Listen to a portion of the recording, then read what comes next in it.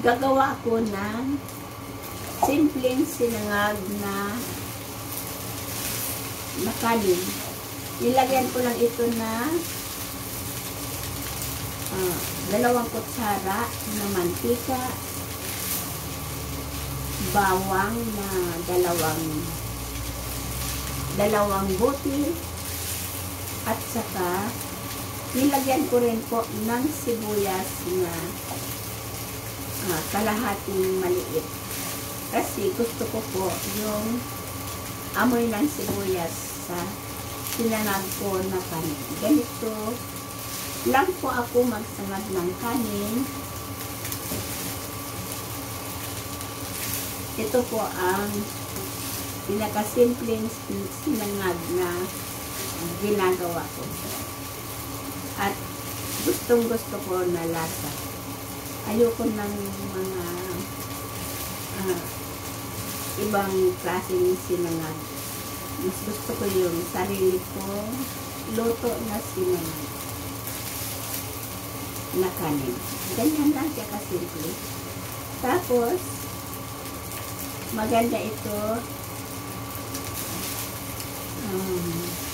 part nila ng gusto nyong putahe kung ano.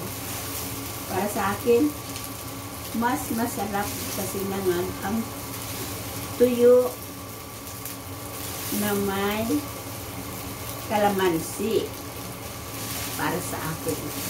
O kundi man, red eggs na may kamatis. Ulam na sa akin yun sa umaga. Hello!